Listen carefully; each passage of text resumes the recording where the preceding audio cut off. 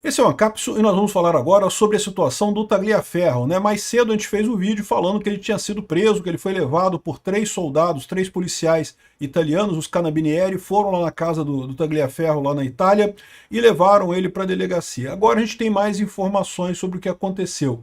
O Paulo Figueiredo e o Fábio Pagazzoni, que é um dos advogados dele lá, atualizaram a gente e parece que o que aconteceu foi exatamente o pedido de extradição dele feito pelo Alexandre de Moraes, só que a justiça italiana negou a prisão temporária dele durante esse processo de extradição, né? O caso de extradição leva tempo para ser julgado uma extradição, tá? Leva meses, talvez anos. Mas havia o pedido do Alexandre de Moraes de que ele ficasse preso nesse tempo em que ele está no processo de extradição, e a justiça negou esse pedido do Alexandre de Moraes, o que é uma vitória bacana para o Tagliaferro. Como eu falei para vocês, o caso dele é muito parecido com o Alan dos Santos, é muito parecido com o Oswaldo Eustáquio. Ele está sendo acusado de falar coisas inconvenientes. Crime de opinião não é crime em lugar nenhum do mundo, nem aqui no Brasil, mas só na cabeça do Alexandre de Moraes isso virou crime aqui no Brasil, ter uma opinião errada sobre ele, né? Então, vamos entender com detalhes aqui o que está acontecendo. A gente já tem a informação do Paulo Figueiredo, do Fábio Pagazzoni, e vamos ver o que está acontecendo. Essa notícia foi sugerida por Snowdog francês, Velho Hemorroida e várias outras pessoas. Obrigado aí ao pessoal que sugeriu notícias lá no nosso site, no visãolibertaria.com, e obrigado a você que está assistindo o nosso vídeo. Se você gosta do nosso conteúdo, por favor, deixe o seu like, se inscreva aqui no canal, né? Pois bem, o Paulo Figueiredo trouxe aqui uma notícia urgente e exclusiva. A justiça italiana negou o pedido de prisão de Tagliaferro feito por Alexandre de Moraes. Então veja, quando você faz um pedido de extradição, você pede a prisão da pessoa no país em que ela está, porque isso é uma outra coisa, tá? Pode ser que ele cumpra a pena lá, ou seja, que ele seja processado lá na Itália, né? Mas pediu já a prisão dele e a extradição dele aqui para o Brasil. A decisão da Corte de Apelo de Catanzaro, na Itália, Terza Sessione Penale, eu não falo italiano, mas eu acredito que signifique terceira sessão penal, decretou apenas medidas cautelares, ou seja, como ele está com pedido de extradição para o Brasil, ele precisa ficar na região lá da comarca em que ele está, ele não pode se ausentar da comarca em que ele está, né, por conta desse pedido de extradição. Quer dizer, até pode, vai ter que pedir licença, né? É igual aqui no Brasil isso acontece também. Às vezes você fica restrito àquele local em que você mora, para sair daquele local você tem que pedir licença para o juiz da sua pena, né? Observação minha, Alexandre parece não ter acionado a Interpol dessa vez, provavelmente por medo de ter um mandado não aceito, e optou por pedir diretamente as medidas das autoridades italianas. Detalhe, parece que esse caso aqui vai ser a mesma coisa que o caso do Oswaldo Eustáquio na Espanha, né? O Oswaldo Eustáquio também foi a mesma coisa que aconteceu lá na Espanha. Foi acionado diretamente à Espanha, não foi pela Interpol, foi acionado diretamente à Espanha, pedindo a extradição, e o juiz espanhol falou, pô, peraí, não tem nenhum crime aqui. Não, mas ele deu um golpe de Estado. Tá, mas o que tem aqui no processo são tweets que ele fez, né, coisas que ele fez criticando o policial, criticando... isso não tem golpe de Estado criticando o governo. Isso não é golpe de Estado criticar o governo, né? Enfim, essa viagem do Alexandre de Moraes, que achar que ele é dono do mundo, que pode mandar as pessoas, pode criar esse terror que ele tem criado aqui no Brasil, parece que está chegando ao fim mesmo, né? Então, ou seja, o Alexandre de Moraes não acionou a Interpol porque sabia que a Interpol não ia aceitar, da mesma forma que não aceitou com Oswaldo Eustáquio e o Alan dos Santos, né?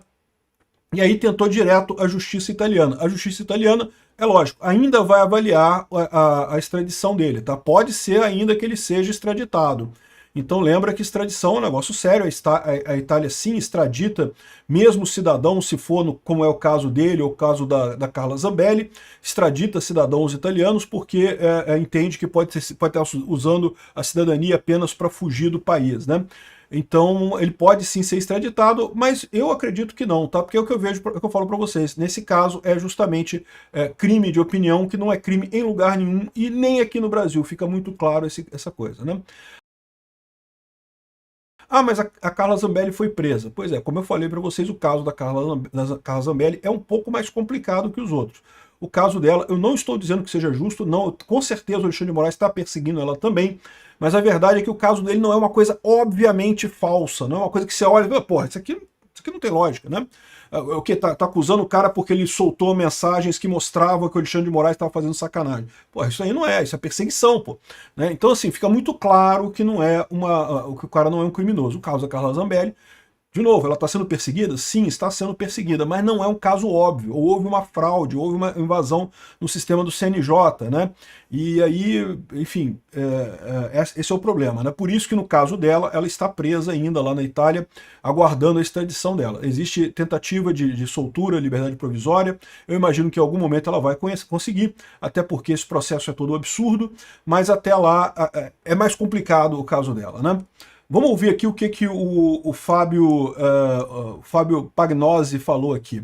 Em contato com as autoridades italianas, eles falaram que o Tagliaferro não pode sair da cidade em que ele está, porque eles têm uma notificação para enviar, e essa notificação pode ser um pedido de extradição, que a polícia ainda não tem esse pedido formalizado para eles, mas não há outra justificativa para que eles tenham pego o Tagliaferro na sua casa, na sua residência, e levarem para dentro de uma delegacia. Foram os próprios Carabinieri.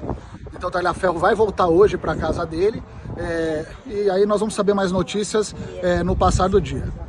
Caso seja um pedido de extradição, vamos lembrar que ele não tem nenhum processo no Brasil, e se os processos estão em sigilo, pior ainda, porque não pode ter um processo em sigilo pela PGR ou em sigilo pelo próprio Supremo e em sigilo inclusive aqui na Itália. Então mais uma preocupação que o governo brasileiro pode estar articulando com o governo italiano, alguma cooperação para as extradições.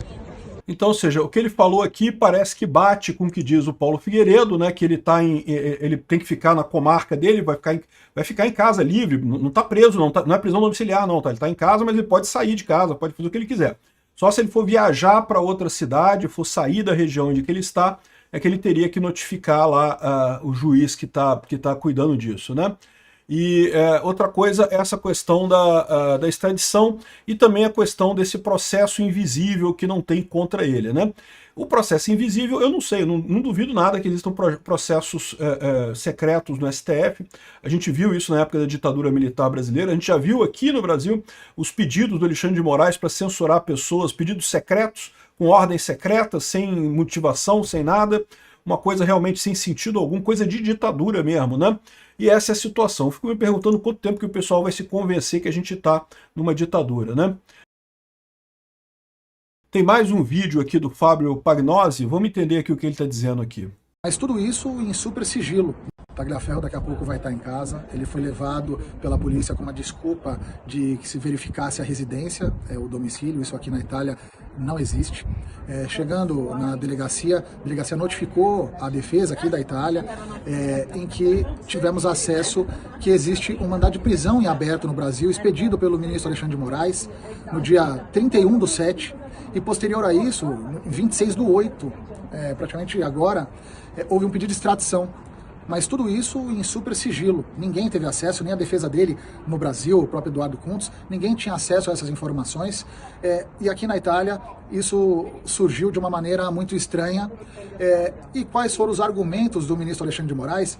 Eram que conversas de Eduardo Tagliaferro em 2014, falando que ia vazar informações a jornalistas da Folha de São Paulo, e depois coisas com o TSE. Então mistura tudo que ele pôde achar da vida do Eduardo Tagliaferro num negócio só. E isso, o que eu digo para todos, que essas mensagens que dizem que ferem o Estado Democrático de Direito do Brasil são as mensagens que provam a inocência da Carla Zambelli, que é minha cliente, e de várias outras pessoas, mostrando a perseguição do judiciário brasileiro contra pessoas de direita ou pessoas que têm pensamentos opostos ao governo atual.